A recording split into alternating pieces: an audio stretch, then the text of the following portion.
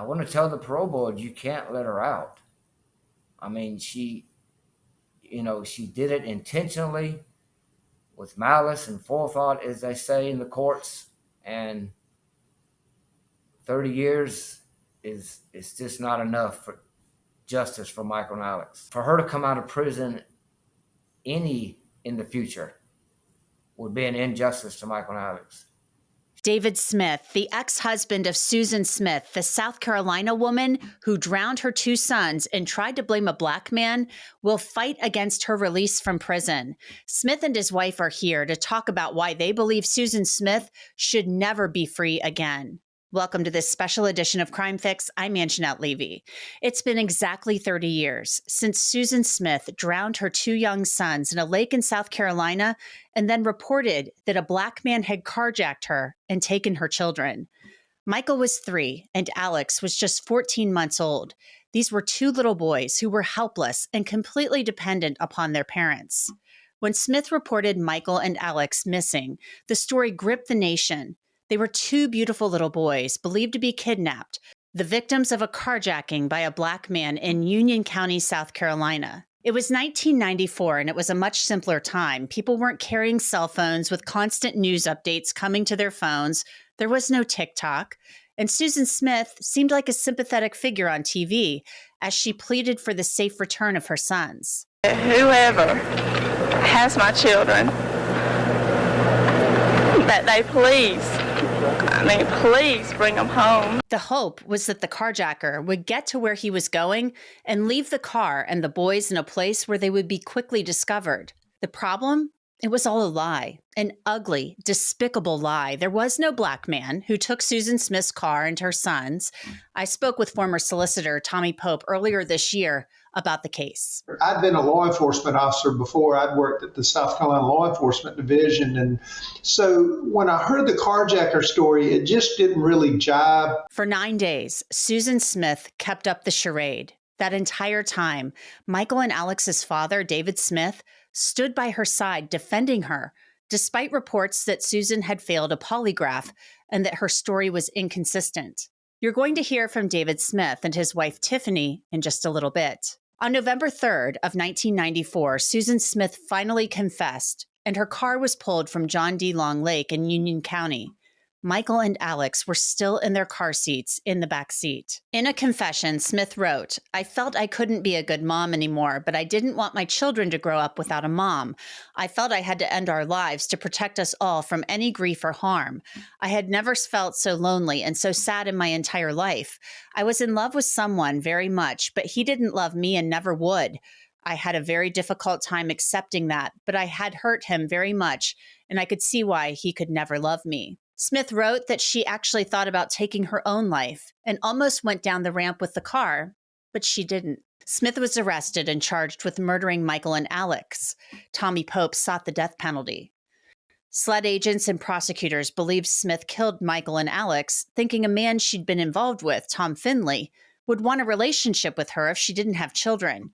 Finley had told Smith he wasn't interested in raising children. SLED conducted a test and found that it would have taken 6 minutes for Smith's Mazda to sink into the lake. So she had time to rethink the decision she had made to try to save her boys, but she didn't. Susan Smith let her car sink with her sons inside. Smith was convicted of murdering Michael and Alex at her trial in 1995, but the jury opted against a death sentence and gave her a life sentence instead. Her lawyers claimed that she had had a psychotic break, and that garnered some sympathy for her because her stepfather had sexually abused her. Because of the way the law was written in the 90s, Smith is eligible for release after serving 30 years, and that 30 years will be up here in early November. A year ago, Susan Smith made headlines after it came out that she had a number of boyfriends messaging her and putting money on her prison commissary account. During her time behind bars, she's also been caught using drugs. She's had sexual relationships, including with 2 prison guards. She's lost phone and canteen privileges a number of times. From 2015 through August of this year, Smith had not received any reprimands. It appeared that she had actually cleaned up her act. But then in August, Smith lost canteen and tablet privileges for 90 days after prison officials discovered she'd been talking with a documentary filmmaker who deposited money into her commissary account, according to Fox Carolina. The South Carolina Department of Corrections does not allow inmates to grant interviews. Fitz News reported that Susan Smith had promised to provide contact information for family members and for her ex-husband, David Smith. 30 years later, David Smith is still grieving the loss of his young sons, Michael and Alex, whom he lovingly called Mike and Fat Rat. The boys are forever 3 and 14 months old. The cases that I cover for you here show you just how scary the world can be. And one of the scariest things that can happen is if you ever get hurt. But I want you to know if you're ever seriously hurt or you're in an accident, your case could be worth millions. That's where our sponsor, Morgan & Morgan, comes in. The firm has an army of more than 1,000 lawyers who will fight for what you deserve, and they have the track record to prove it. In the past few months, Morgan & Morgan has won some big verdicts, like $12 million in Florida, $26 million in Philly, and $6.8 million in New York. All of those were much higher than the highest insurance company offer. Seeing if you have a case can be done in 8 clicks or less, and you don't even have to leave your couch to start one. Also, a really great thing, you only pay Morgan & Morgan if you win. There are no upfront fees. So if you are hurt, you can easily start a claim at forthepeople.com/crimefix. David Smith will oppose Susan Smith's release at her parole hearing next month. I spoke with David and his wife, Tiffany, and started by asking David how he's feeling as that November 20th parole hearing date approaches. A lot of anxiety, a lot of worrying. Yeah, it's taking an emotional toll, mentally, emotionally, right now. Yeah, I can only imagine. It's been just about 30 years, but still in so many ways, I'm sure it still feels like it was yesterday. Yeah. With the upcoming pro, it really has brought everything, just, all the feelings, all the emotions, it has brought them all flooding back in. I'm just, I hate that there's even an opportunity that she might get proed. Everyone says, oh, it won't happen or she won't get it. And I know probably not, at least not the first time. But just knowing that there's a possibility, that scares me to death. David, nobody probably knows her better than you do. This is somebody you had 2 children with, your boys, Michael and Alex, and you trusted her. And she betrayed that trust in the most awful, terrible way and took your little boys from you. I mean, there have been news reports that she's reached out to you and asked you to not oppose her release. Is that true? That is not true.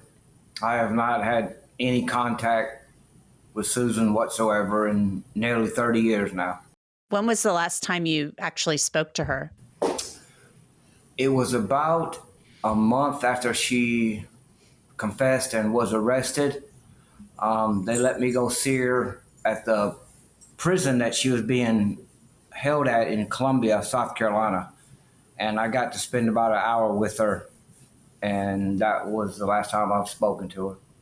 Did she ever offer any explanation, apology, any type of remorse to you as the father of the children, any type of anything? I asked Susan why she did it. And her reply was, I don't know why. That was the answer she gave me. She didn't go in elaborate anymore. She just said, I don't know why I did it, but I'm sorry. And it wasn't even really a genuine, heartfelt apology to me. because I remember thinking at that time when we were having that, one meeting, that if I had done that to her, I would have been begging for her forgiveness, pleading that for her to forgive me. But she was just very casual about it. I feel in my heart that she didn't really mean it. It didn't care. It was just, I don't know why I did it, but I'm sorry. And that was the best I got. As I mentioned earlier, for 9 days, David Smith stood by Susan Smith, offering her support as law enforcement and members of the community searched for Michael and Alex. During those 9 days, my entire focus was on finding Michael and Alex and, bringing them home. Nothing else mattered to me. Because I was hearing reports that she was failing polygraph tests, and I was trying to help her, give her suggestions on how to pass a polygraph. Because I just, I believed her 100%. So I thought she was just failing these tests because she was going through trauma herself.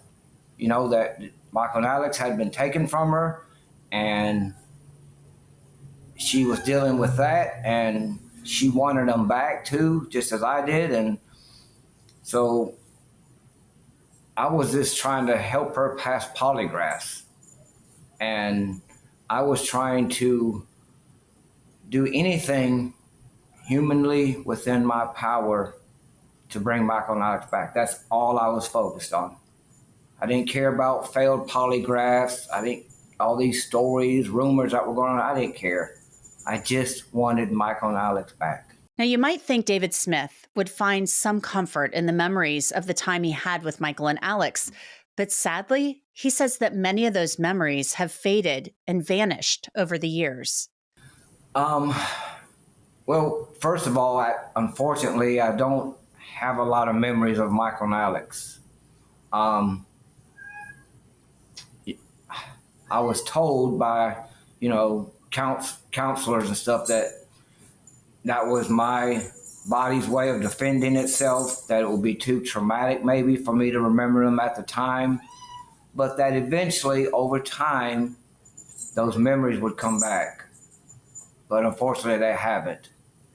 But I do know that Michael was very protective of Alex, especially at the daycare where they stayed.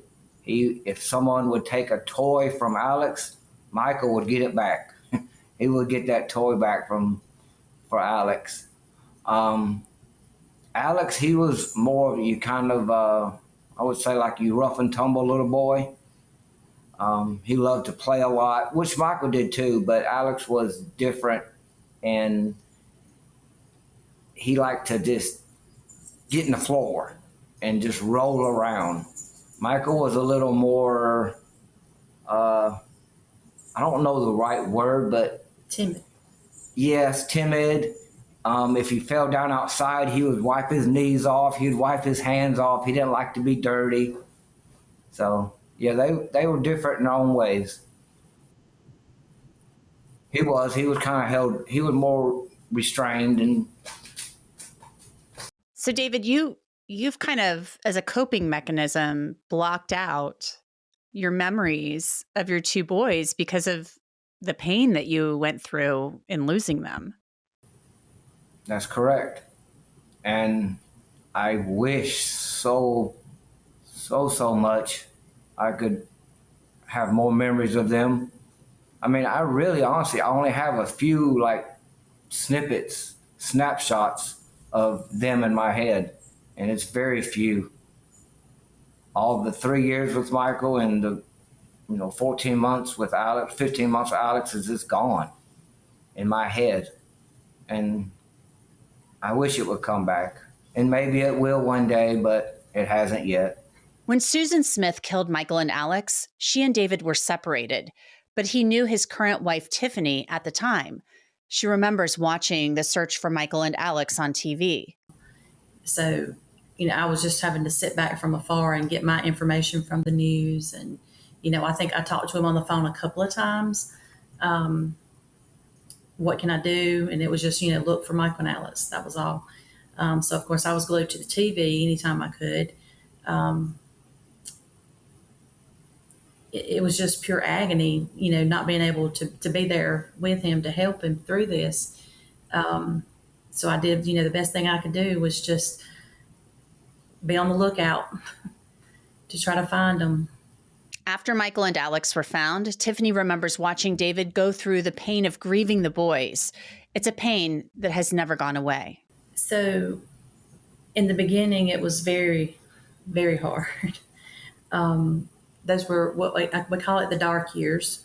He liked to sleep a lot. He, didn't want to go out and do anything. So I would try to get him, encourage him to get out of bed. Let's go do something. And then it finally took me, I just had to, leave him alone. Let him do what he needs to do in order to grieve. If that meant let him sleep all day, then that's what he did. Or if it was just sitting there in quiet with him, then that's what we did. And then, as the years went by, it's gotten a little easier. And then when our, Savannah was born, our daughter, it was like he was meant to be a father.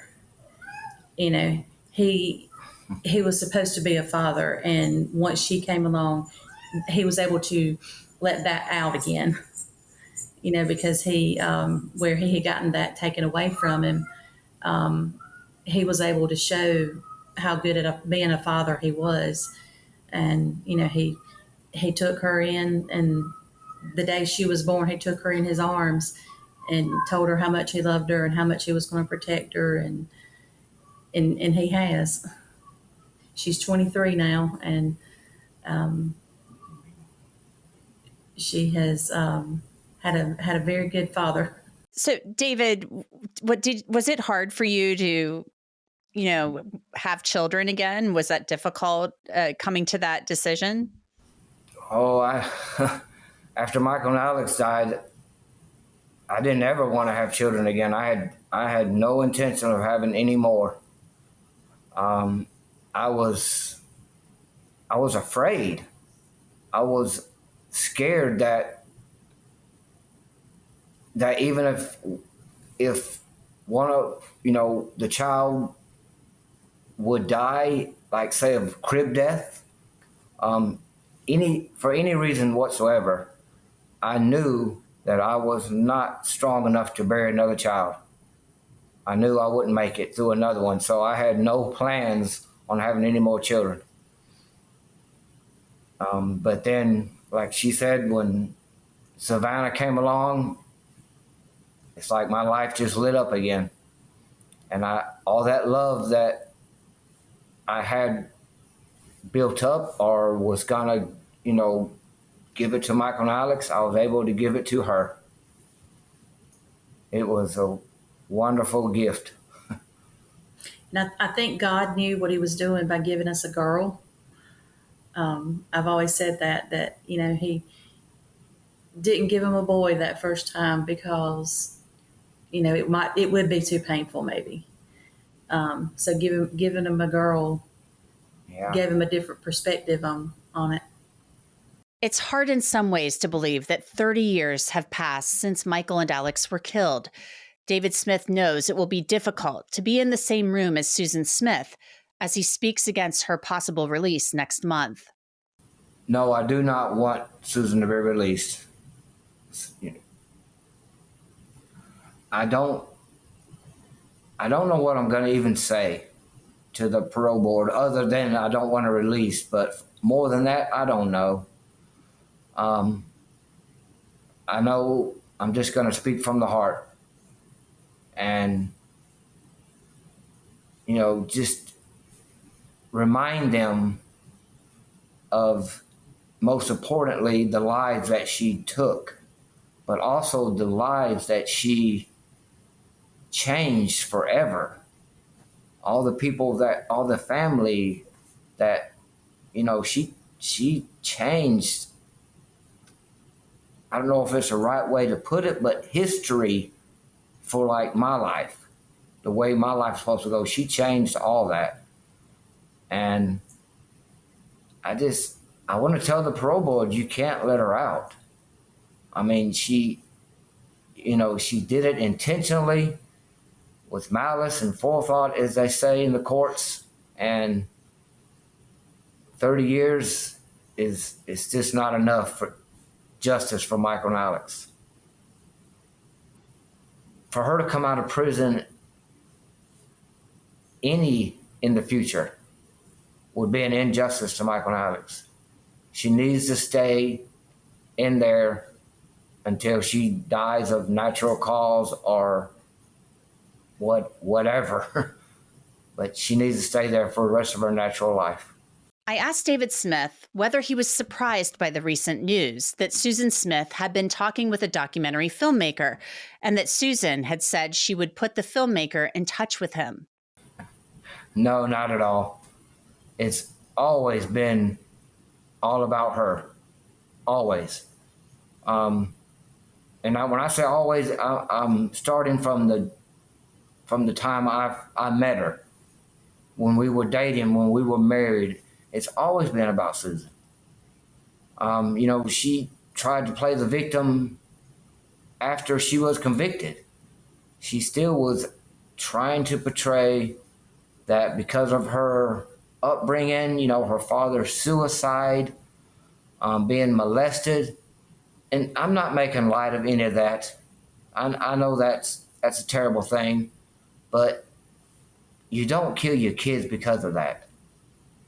Whatever happens in your past, it doesn't give you the right to kill your kids. But it's always about Susan. What's the word when people want all the attention? What do they call those kind of people? Narcissist. Yeah, she's very much a narcissistic person. She's gonna make it about her any way she can. She shows that in the things, all the trouble that she gets in prison. She shows that it's still all about her. She's not gonna, to me, she's not gonna change. Members of the public can write to the parole board through its website to voice opinions on Susan Smith's possible release. I would be honored if they would do that, if they would express their feelings to the parole board about her being released. So many people have come up to me, more so now, but even through the nearly 30 years, have come up to me not realizing that she'd be eligible for parole one day. They thought she was in prison and was going to stay there for the rest of her life. And even at her trial, the prosecution wasn't allowed to tell the jury that it would be 30 years to life. The jurors thought that when they gave her life, they thought at that time that she was going away for the rest of her natural life.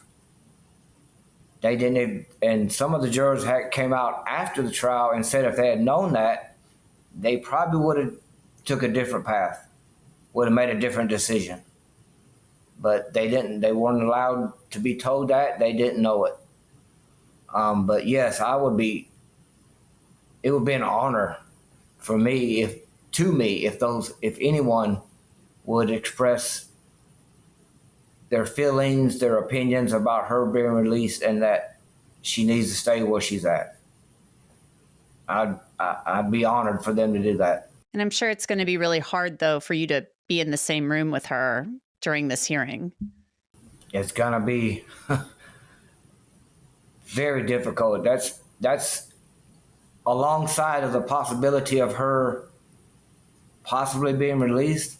That is the next fear that I have, is having to see her again, even look at her. Some have asked me,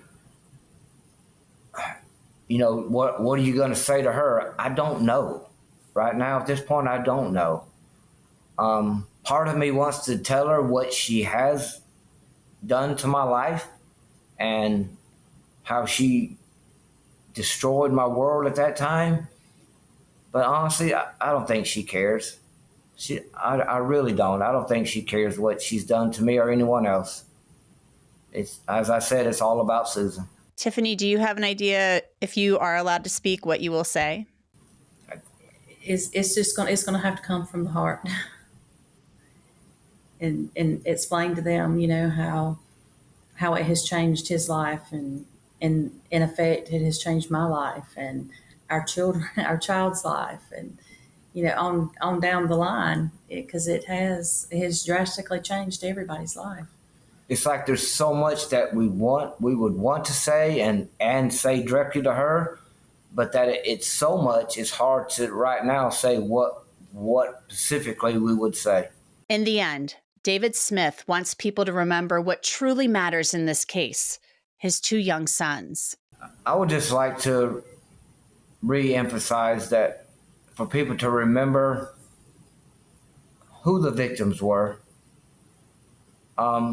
It sure wasn't Susan, or isn't Susan.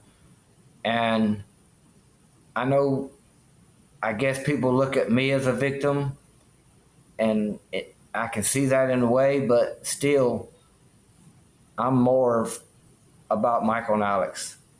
I want people to remember that she took those little boys' lives, and just think of them and the ultimate price that they had to pay because of her actions. Life is one of the greatest gifts that we're given. And she took those away, and she had no right to do that. So I just would like the public to not, when they think about Michael and Alex and all the story and all the events, I want them to smile, though, when they see a picture of Michael and Alex or something. Not be sad. Smile. They were beautiful little boys who had a whole life ahead of them, and just smile for them. Don't be sad. They were just little boys that will forever be 3 and 14 months old to us, even though Michael's birthday just passed and he would have been 33. Alex would have been 31 on his birthday in August. But to us, they're still 3 and 14 months old.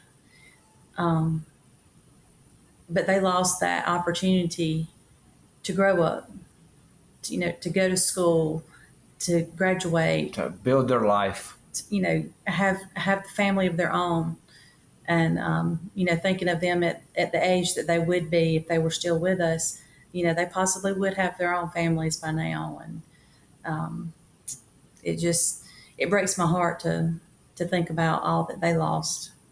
It is heartbreaking, and it shouldn't have been that way. And I'm so sorry, David, for your loss. And I know my prayers are with you, and you too, Tiffany. Thank you so much. Thank you. Thank you. And that's it for this episode of Crime Fix. I'm Angenette Levy. Thanks so much for being with me. I'll see you back here next time.